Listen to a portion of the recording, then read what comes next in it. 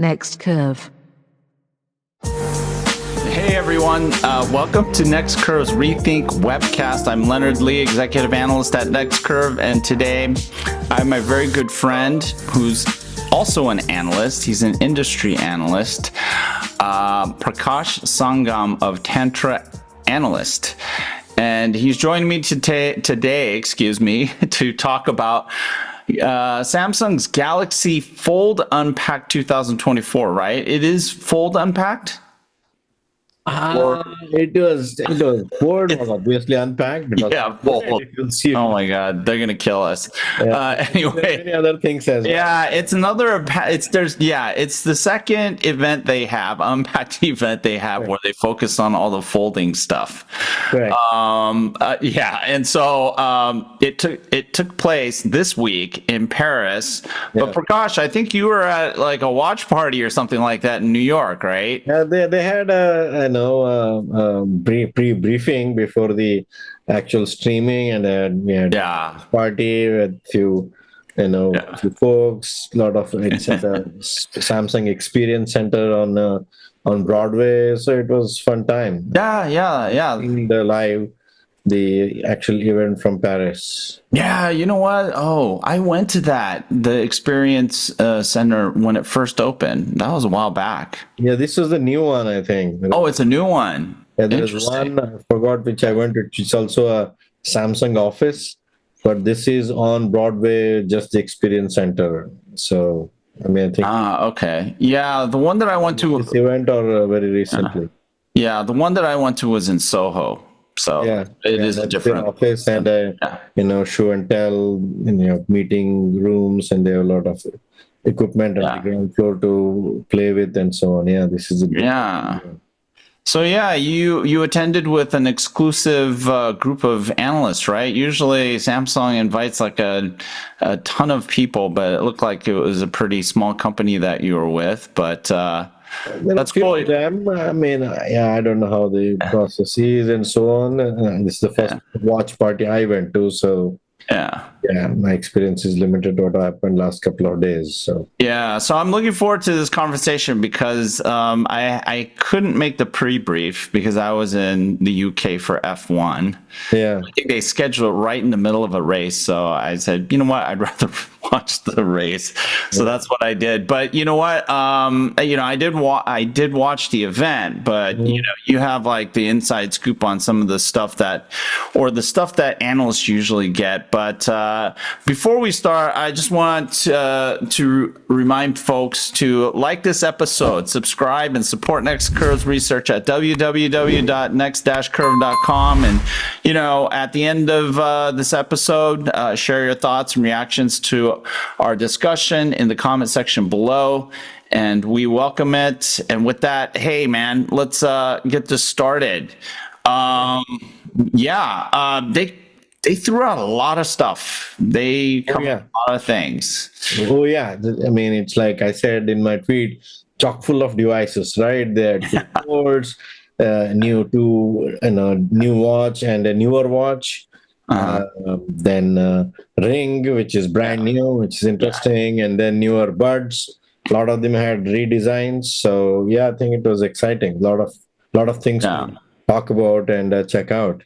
Yeah, and in like one word, how would you describe it? What was like the key theme in your mind? I would say there are a couple of things which I tweeted in my key takeaways. Well, AI is, guess what, taking over. So AI was key thing. It's how they started, and a lot of good use cases of AI in terms of camera and other things. Yeah, and also I know I've attended a couple of sessions on which I talked. Sensor Convergence was one, and others where.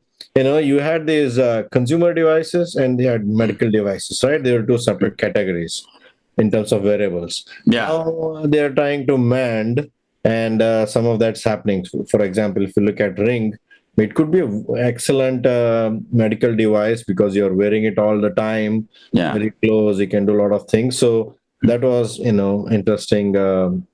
Interesting in what they announced. And then obviously Ford, it was more of a niche product. It's becoming it's not yet mainstream, but I would say It's still niche. It's not. starting on a journey to becoming mainstream.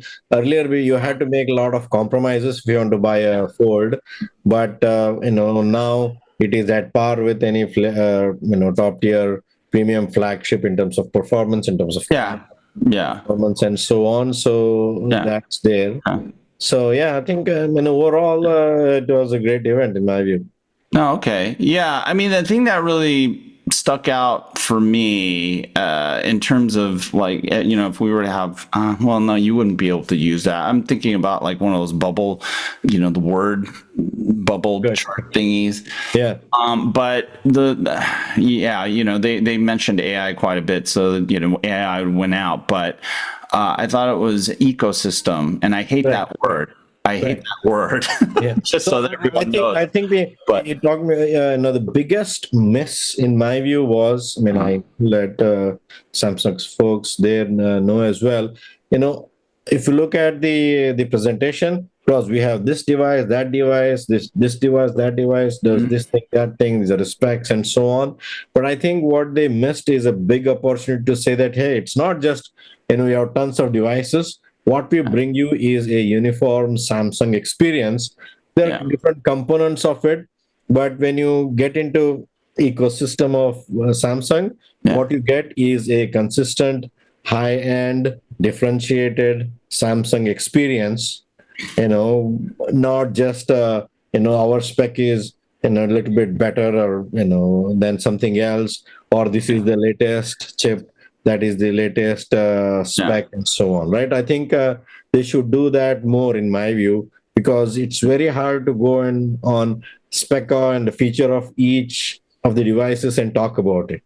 Yeah, right. You lose the audience. You talk about how you're bringing the large overall Samsung experience, and these devices are enablers of that experience rather than the end, right? They are the means, not the end. Yeah. I agree with you. That is a missed opportunity.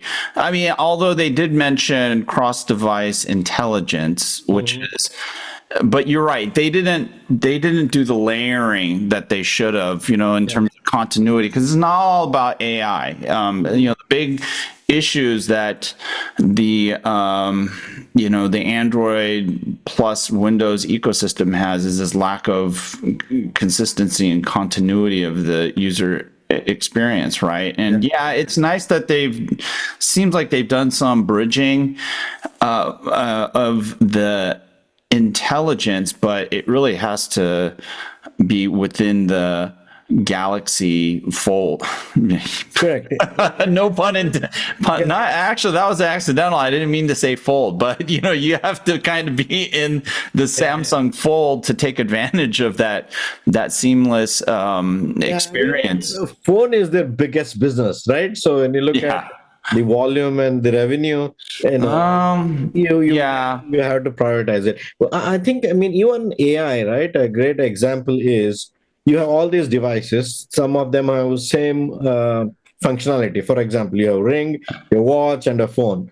For many activity-related things, health-related things, all the three things do the same thing in terms of maybe one is accurate for something, the other is not.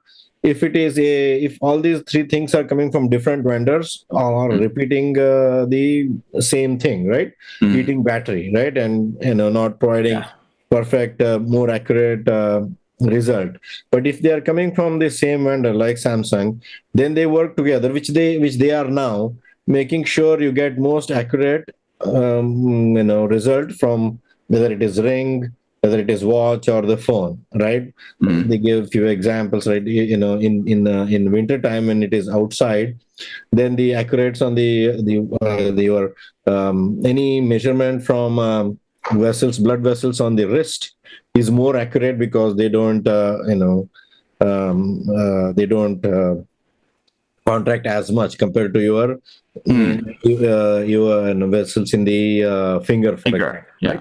So, which means they are doing some magic and a secret sauce to make sure when they present all these things on your Samsung Health app, it is making a conscious decision of deciding which device reading to use for more accuracy, right? Yeah. There's a lot of role for AI there.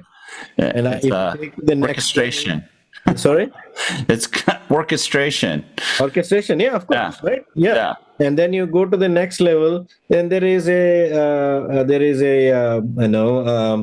trade-off to be had, right? For example, whether you want to, you obviously don't want to do the same thing on the three devices, so that you don't end up consuming more energy and battery in all the three by doing the same repeated action.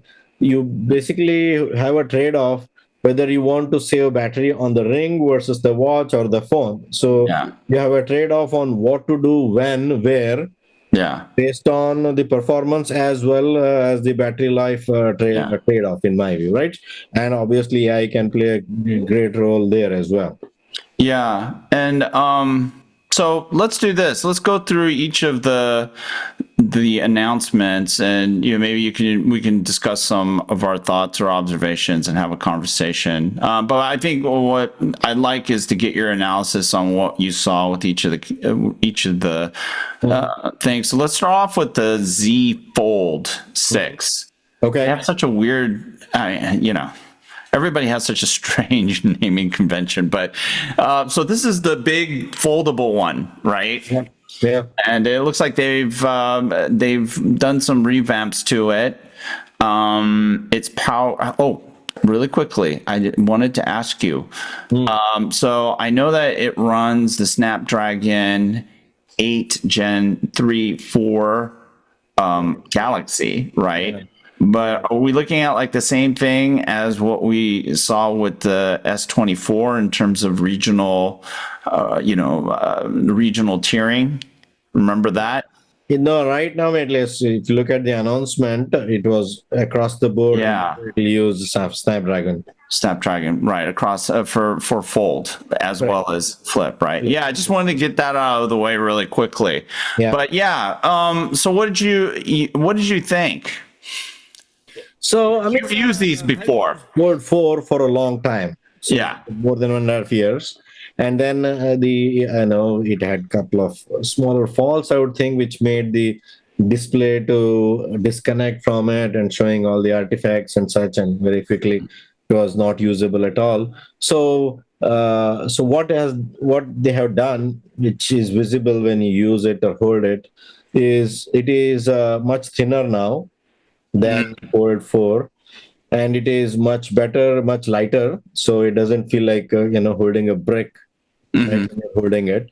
And it's thinner, so it's not as bulky as it is. And then the biggest thing is there was when you fold, during where the hinges used to be gap. Yeah. That they removed that in a large portion in Fold 5, but now it's totally gone. So it is completely flat. Right, that is a big change. And then the hinge itself is much smaller, and they say much better now.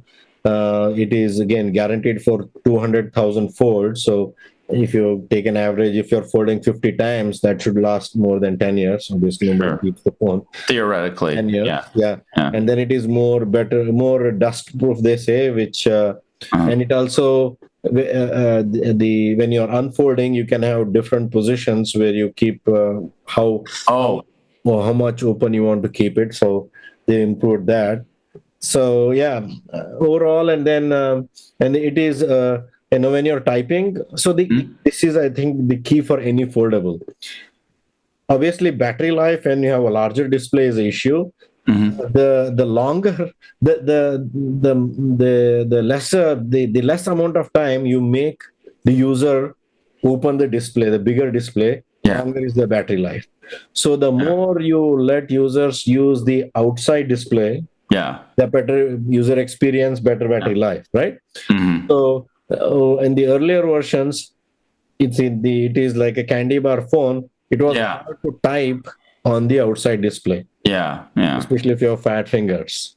Now they have increased, not too much, but increased, I think 3 millimeter or so in terms of width. So it is a little bit more manageable. A little bit. Okay. Yeah, I think, it could be, if you can somehow make a little bit wider and reduce the reduce the thickness to be even better. But that's another major change. Yeah, I've always scratched my head about this category. I mean, I do have a foldable, but it's flip, right? The fold one I really didn't get, just simply because it seems to have so many issues. I can talk about the use cases. So with Fold, I mean, you definitely don't need any tablet, right? You can basically throw a tablet away. One, and second, it significantly reduced the use of my laptop. So if I'm going for a meeting, right?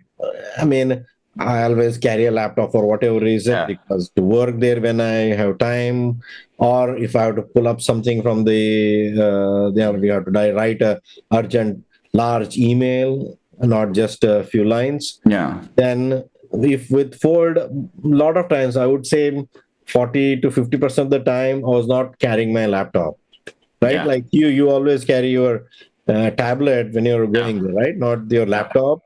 I mean, I was thinking, okay, I never use tablet for whatever reason. So with the phone, I would use my laptop for most of the things, and then phone for other things. But when I was taking my Fold with me, half the time I would not take my laptop. So you could open spreadsheets there. You could actually work on PowerPoint presentations, obviously long emails. If you're a gamer, which I'm not, you can play games on it and so on. So I see a lot of usage, but it felt a little bulky. It's still to some extent a little bulky. Yeah. And then I don't think the heavy part is not there anymore. You can easily fit in your pocket and not feel it. So I'm not sold on it. I mean, maybe Samsung can send me a unit, and then they can prove me wrong, but I'm really not sold on it. And I've been pretty outspoken about the issues with the form factor. And then a few years ago when they first came out, everyone was saying this is the next big thing. Apple, get on board, and guess what? We're still at only 1 to 2% of the smartphones sold. So I wouldn't even say that it's taking off, but I have a lot of, I think there are too many alternatives. It's like 2-in-1s. They just don't really have a great identity, but it looks like a great device. In terms of capabilities, it's just that, like, I'm personally not sold on it. Actually, let's move on to the next thing, which is next announcement, which is the Flip6. Right. Which is it's different. Correct. Yeah. So a way of folding a phone. One last word on Fold is you have to know why you are buying that phone, right? Yeah. You have to have good use cases. You have to know if you're really feeling constricted by the smaller size. You can't just, oh no, I want to get the latest phone, let's go buy Fold. I don't think that's how it works. You have to know use cases for it, right? I agree. Yeah. Then it is perfect for you if you know how to use it, right? Right. So Flip is basically same phone in a half the size, right? Where you can put it anywhere. I think they have done compared to Fold, I think they have done much more enhancements in Flip6, especially on two fronts in my view. One is personalization. I mean, I'm not into it, but a lot of especially kids are, that you can basically make the Flip as unique as you want, right? Not just colors, but the whole screen. There are tons of widgets that you can put on. They have interesting cases that have wirelessly charged, powered LEDs on them. So again, making the outside, making the unfolding of the Flip or Fold as little as possible, right? Doing a lot of your, checking the notifications, quick texting, and other things, even the camera and other things, all using the outside display. So and also camera, I think, was not used to be not that great. I think they upgraded the camera. I think it's 50 megapixel. Yeah, exactly. So in my view, it is equivalent to a S4, not Ultra, of course, S4 Plus, Yeah. right? It's a little bit expensive. So the way I would look at it is, it's a little bit expensive. It's Maybe pretty more. expensive. Yeah. I think it's like $100 more in the ticker price. And Yeah. if you are, in EMIs, if you're buying it on installments, I don't think you will even notice. It's like few dollars more a month, but you're basically getting the same S24 Plus experience with Flip. Yeah, in a smaller, you can put it in your front pocket, not putting outside, especially for girls, especially with tight jeans and slacks, and, all Like the tight jeans you wear all the time. Lululemon things, right? So, Lululemon things. so I yeah, like that. That's funny. I Yeah. see. I see more people adopting Flip than Fold, Yeah. because it's just exactly as your phone, but it is more trendy and more personalized and smaller, right? Yeah. I mean, I have this. This is the Motorola Razr Correct. Yeah. Plus, Yeah. and Yeah. the thing about it is you can type on it. It's not as weird. It's not as awkward. The one thing that is awkward though is that the screen length is very long. Yeah. Yeah. So there's some real estate that it's difficult to capitalize on it. Whereas with the Fold, when you do fold it out, there's a lot of real estate to work with. Yeah. And that It feels like a regular. It feels like S24 Plus, right? Yeah. And then the other thing that I do appreciate about the Flip, though, is, I'm a musician. I go to clubs and I perform or play, or I go to jams.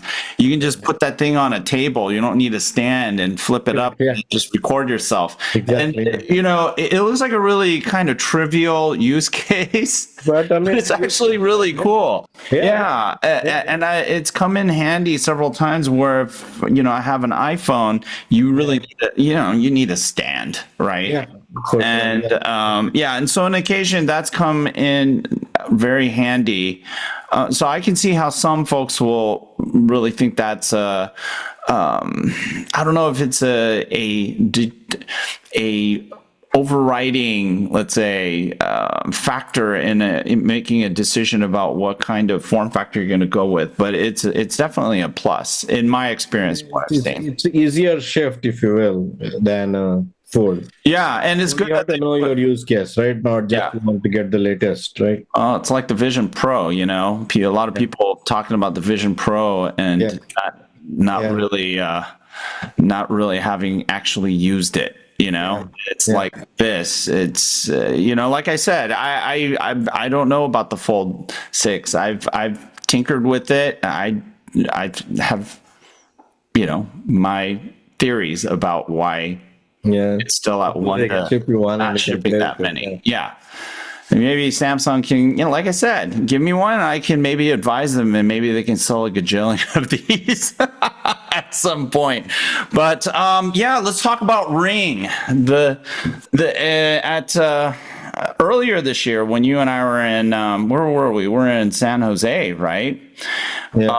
We been there a couple of times this year, right? Yeah, they announced the Ring. It was kind of a weird unveiling. It was almost like lukewarm, and I thought, quite honestly, I thought the Ring didn't have that punch when it's like, hey, we have a Ring, and I think everyone kind of knew about it. What did you think? Yeah, I mean, they actually did the same with Ford as well. If you remember, they had kind of a tease, more of a concept selling, this is more of a product saying, but the product came in later.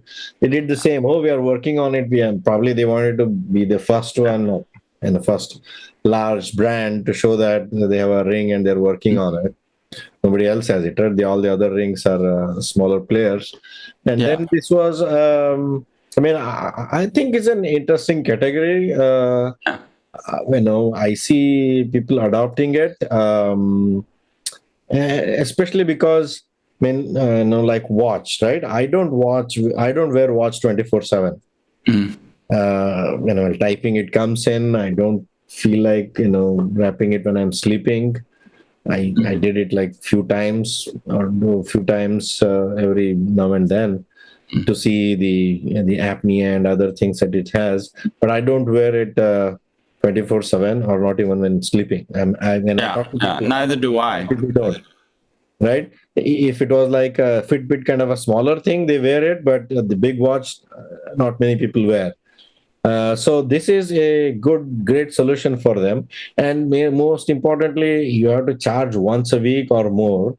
Yeah, It is very, you can wear it and you don't even have to. 7 day battery life. Yeah, I think. Correct. Yeah, you don't even be aware that you have it. Yeah. And it can I have to go into the details and read up a little bit, but from what I've heard and what I've seen, it can do most of the stuff the watch can do except for ECG, I think. Hmm. It has tons of sensors and Yeah. can do everything on the activity side. It can do everything what a watch does, but on the ECG and some other things it cannot do right now. And I think the bigger scope for a Ring is not as a consumer device, but more as a medical device. It doesn't have display or anything like that. It can, because of pretty long battery life, it's not as easy to remove or forget.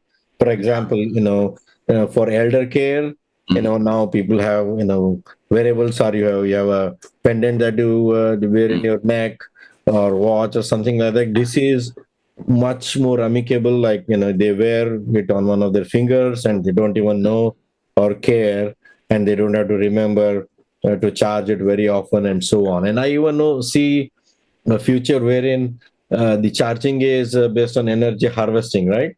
Mm. And the charging is even longer than 7 days, or you are not needing at all if they can. 7 days seems pretty good.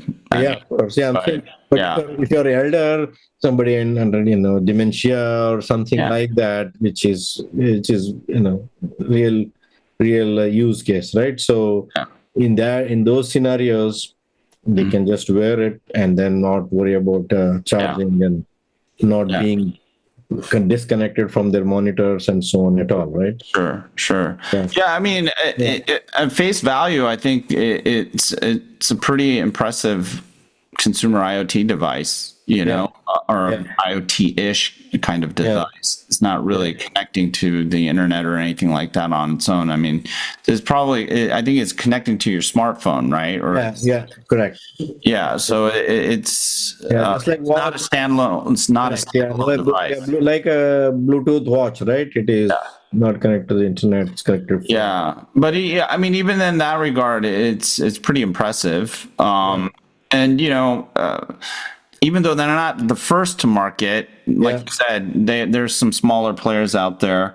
But the first major vendor. Yeah, the big guy, and they usually pioneer the big play. Correct. Yeah, I guess we'll see. Correct. I thought it was a nice addition, Yeah. but maybe it's going to help them front. I saw it more of a, hey, look, we have a device that expands our health capabilities. And oh, by the way, we can do sleep apnea monitoring, and it's FDA approved. And so those are some nice bullet points that they could put out there. Correct. Impact. Yeah, and then making a consumer device into a medical device, it's a long journey, but that has started. So it takes quite. Oh, but that started a long time ago on the watch. Yeah, but that is becoming more visible now, right? Earlier, for Samsung. Yeah, not for Apple. Even for Apple, when the watch came, nobody considered. They have, it's started now. But I think more than watch, in my view, Ring is much more, I would say, amicable device for medical use, because watch is still, there are a lot of variations, how tight, how loose you wear, Well, the good thing is Samsung is leaning into itself, and it's building its own storage capability offering. and it's starting to look a bit more mature Yeah. and solid, and let me see, solid and capable Yeah. than before. Before, it just seemed like some disconnected pieces of software and hardware kludged together with some apps and some collaborations with Google. But now I think there's more of an identity, a Samsung identity around health, and we'll see. I think they still have a ways to go for this to really make the impression that Apple Health has made, or the whole portfolio of the Apple stuff has made. But I think it's a good strategy for them to put a lot of energy into their own identity around this, and then create a trust around something that requires a lot of trust, right? So Yeah, it does. And also the developments they do, the R&D they do on watch and these things, they can be now leveraged across many devices, right? Not yeah, one. So yeah. I would say right now it's just bland. It's a band. Maybe if they make it more, probably let's look to the next, more artistic, more designs, artwork on it. I would even suggest it to them. Maybe they should have, big tech folks who are ready to be engaged, have an engaged party, and they sponsor it and then give free rent.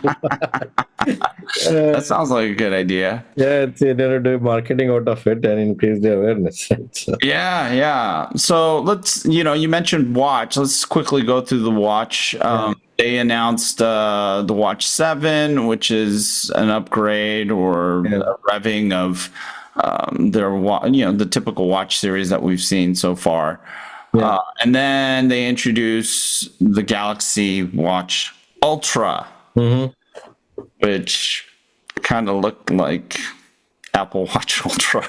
I have to be honest, including the orange band, but it's cool. Yeah, looks good. So I think that's more of a upgrade from Watch 5 Pro. Yeah. Right. So I mean, 7 is like a regular, run of the mill upgrade. Yeah. Because basically there was Watch 5 Pro and Watch 6 did not have a Pro. Yeah. Right. And then basically this is kind of, I'm assuming this will be their cadence as well. Like every other Pro watch will be a Pro or Ultra, whatever you want to call it, which is enhanced for extreme athletes or extreme performing, if you will. Yeah. So I mean, it's cool. It's good. It's like upping the game, and going kind of big. Yeah, and $700. So, and then interesting, I saw a data point somewhere that actually for watches, the fastest growing market is I don't know that it's largest as well. Is probably in revenue, it's the largest. Is super high end watches, right? Yeah. So it is this $700 Ultra is playing right into that. Yeah, demand or what you want to call it. I see Apple Watch Ultras everywhere. Yeah. Everywhere. I mean, people. Yeah. When they have a more than upgrade option, premium, the people will take it, right? You give them a premium option, they will take it. So no doubt, it's growing, or I mean, largest market or something like that, which makes it very interesting. So yeah. And then so I did a little bit of digging around the Ultra, and I thought it was and it was really triggered by a comment that was made as they were unveiling it. It's like what do you call it? 3 nanometer big little architecture. I'm like, why are they talking about this for the watch, right? Yeah. So and of course I was curious, what kind of chip are they using and who manufactured it? So they're using an Exynos. Yeah. I mean, watch using Exynos and Wear OS for 2 generations now, I think. Oh, okay. My Pros, I think, Qualcomm. But I think 6 onwards, they are using their own. Yeah. So 3 nanometer. And I was thinking, is that TSMC? But no, it's Samsung. 3 nanometer gate all around. So that's pretty interesting. And single big core, and a quad little cores, right? Yeah, and it's a good way for them to test the 3 nanometer. Right? So Yeah. Yeah, well, they need markets for that. They need markets for that fab and that process technology. So, Yeah. yeah, and other thing that's interesting is system and package. So yeah, Yeah. similar packaging approaches Apple's S series. So those were kind of cool things.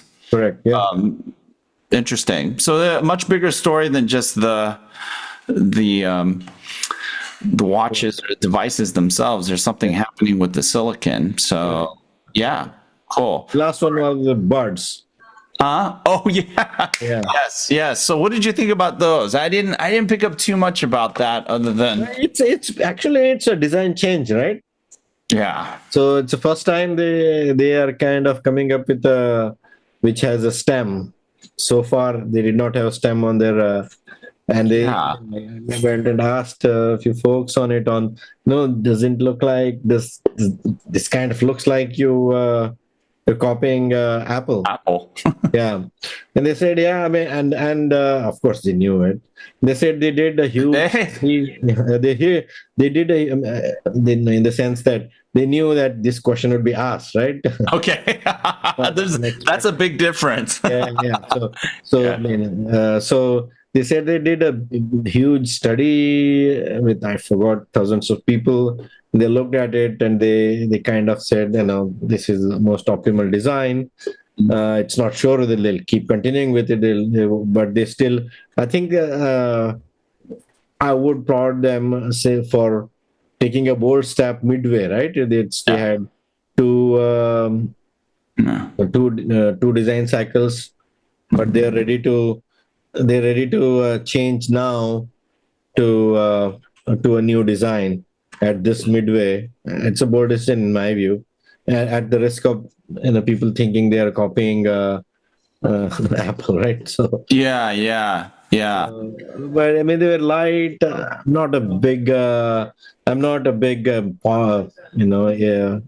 user. Oh no, I'm light. Yeah, they have like little lights on them, and they blink, and interesting. I'm a big fan. I like the battery life that they claim that they have, which is like 6 hours versus like the 4 hours for the Apple products.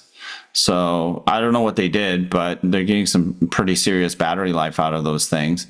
But yeah, I think the reason why the stems are kind of a mainstay is that it makes the case, it allows you to make the case smaller. When you have them kind of like fat and, they used to have those little, real buds, right? Correct. Yeah. The cases tended to be much bigger. Yeah. So I think that's really what everyone's kind of discovering, or at least, maybe that's what their surveys and the testing that they've done has realized, and why Apple went with that design. But probably, but yeah, the reason for them is the weight and how it fits, how for longer. I have Sony buds that I used on the way back on the flight from New York to San Diego. Yeah. I wore them for almost 3 hours till the battery was totally dead. And it starts paining here a little bit because it's a bit heavy and thick. And the weight is all coming on this, ear lobe here rather than just distributing all across. Yeah. Okay. Yeah. So they said they did a huge study on it and they came up with this decision. So it's yeah. Okay. Well, this is a long one, but it's Samsung's fault. They announced too many things. So we started everything off with like AI. So they made some announcements on Galaxy AI. Yeah. What are some of your key takes? So I think there is clear, kind of trend emerging. Everything that will run on device will be Samsung AI. Mm-hmm. And then anything that will need a cloud will be Google AI, right? Yeah. So, of course, it will be all transparent to the user. But I think one key thing is you can, now everybody is doing, but you can go back and turn off if you want the net to cloud to be used for any of the AI-related stuff. Yeah. For example, translation, and a few other things like the camera related stuff, photo editing and so on. They're all on device. But this circle to search, which is Google's feature that needs cloud connectivity. Cloud, yeah. So basically the demarcation is anything that is running on the device, it is Samsung own AI. Anything that is running on the cloud is Google's AI. Right. And they mentioned available on 200 million Galaxy devices this year. So, yeah, one of the things I was wondering, did you manage to ask them a question about that? Because, I mean, is it just smartphones? Is it smartphones plus wearables and laptops? Because they also now have Copilot Plus, ironically. That's Google. I mean, what? And that's a different architecture, right? That's not... Their share in the laptop is not that great, right? So I think most of them would be on their Galaxy S and TVs. I mean, they have huge market share in TVs. But if you look at those features, a lot of them are to do with smartphone, right? Not smartphone wearables, because they are either camera based or translation based and so on. So TVs would be a huge number of TVs.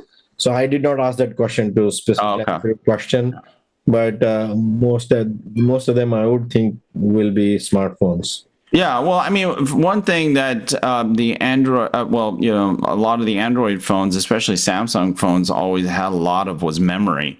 Yeah, so, that might allow them to deploy these models and provide Galaxy AI support to older generations or more SKUs than, let's say, Apple, because Apple usually went pretty light with the memory. But and for like circle to search, which is one of their biggest use case for AI that runs on the cloud, so they kind of have these features on anything. Decent display and camera, right? So they can support circle. Yeah, it's a good point. Their old devices. Yeah, and then I think one of the things that really sticks out is a differentiator for Galaxy AI is the language. The interpreter and live translate. Yeah. Apple Intelligence is English only. Until the end of the year. Yeah, I mean, I was not sure how much of that would be useful for especially North American users. They say, looking at their numbers, they saw a few significant amount of people using it. So I think the big thing this year is supporting it on third-party apps like WhatsApp, and Signal and and other things. That I think would be key, because I know for sure on these things, these apps are used for a lot of cross-country communication, right? Cross-generation communication, kids talking to their parents, grandkid talking to their grandparents, and so on. There is some sort of language barrier, even if they're all speaking. Generational thing. We have some of that. We have some of that in our family. So those will be beneficial with the translation. Yeah, I mean, it's definitely nice, but I think it's for most of us it's pretty niche, except for maybe in India, right, where like village to village you have different dialects and languages. And so somewhat in China too. But challenge. I have not tested it. Actually, I've been testing the translator on Copilot Plus PCs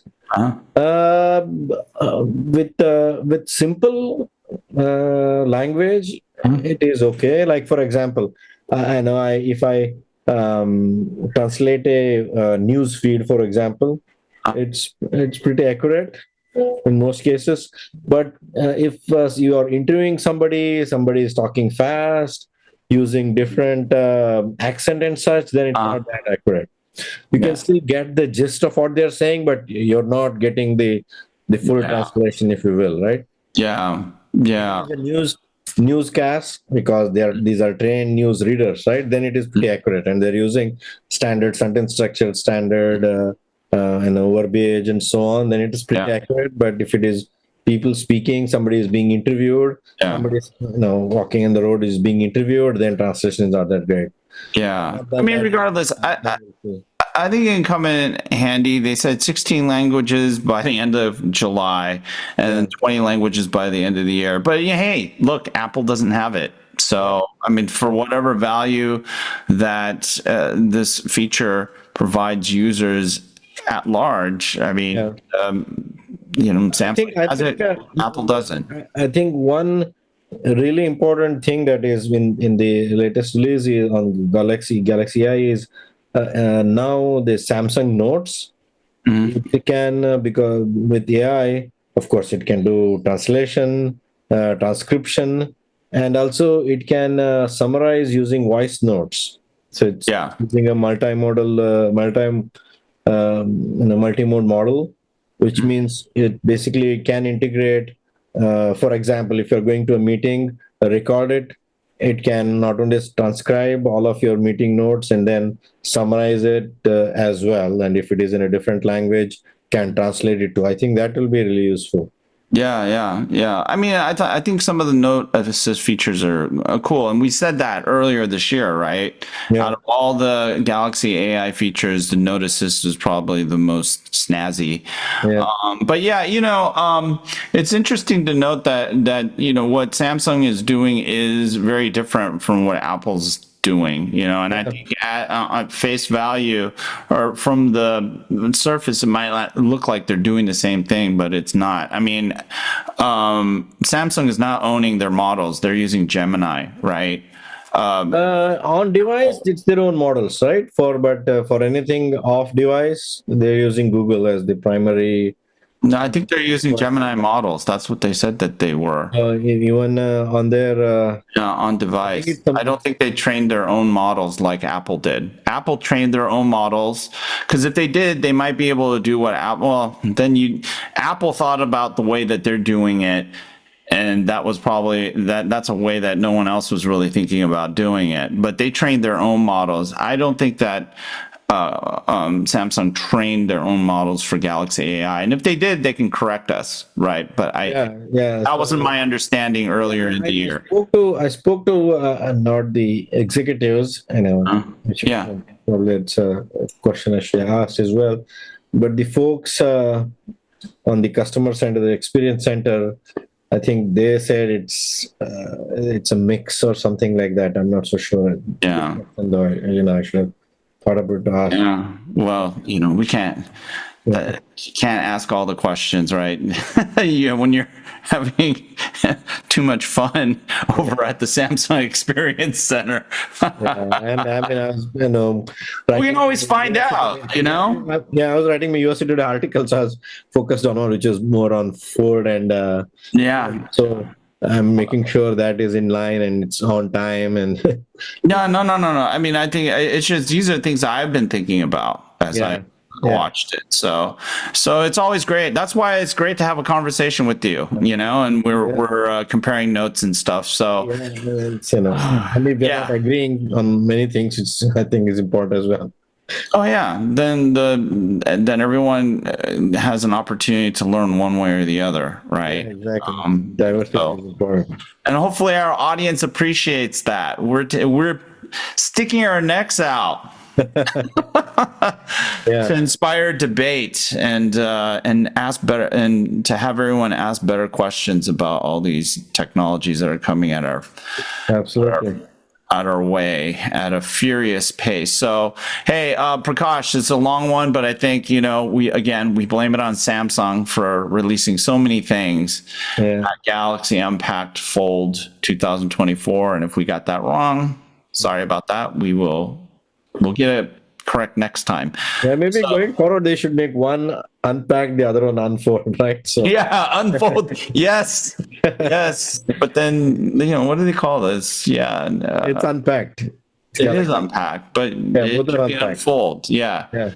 See, that's $1 million campaign piece of advice right there. You just gave it away for free, Prakash. But hey, thanks for joining me in this discussion, Prakash. It's great as always to have you. And why don't you take a moment to tell our audience how to get in touch with you, Tantra Analyst, and your research? Absolutely. All of it is on our website, www.tantraanalyst.com, TANTRAANELYST.com, where we have podcasts called Tantra's Mantra. There's blog, of course, a lot of articles. I wrote an article on USC Today published yesterday regarding Fold6 and Flip6, which, I would encourage your audience to check out and let us know how it is, whether they agree with it or not. Yeah, so it's always fun to come on your show and talk and debate, not just talk. Yeah. And not agree with everything that each other says. So no, I learn from you, man. And you were there. Same here. You know what I'm saying? Yeah. So, highly, for those of you out there looking for tech and industry advice, definitely look to Tantra Analyst and my friend here, Prakash. He's amazing. And you should definitely look into his services and consider retaining him. You'll be better for it. Trust me. And check out our Twitter feed at My Tech Musings. Yeah. MYTECHMUSINGS. Of course, LinkedIn, their name. Both are pretty active, right? In both of them. Yeah. Okay. Yes, we are. So thanks everyone for tuning in. Please subscribe to the Next Curve YouTube channel. The easiest thing to do is to subscribe to the Next Curve Research Portal and Media Center at www.next-curve.com for a constant diet of the tech and industry insights that matter. We will see you next time. Thank you. Bye-bye.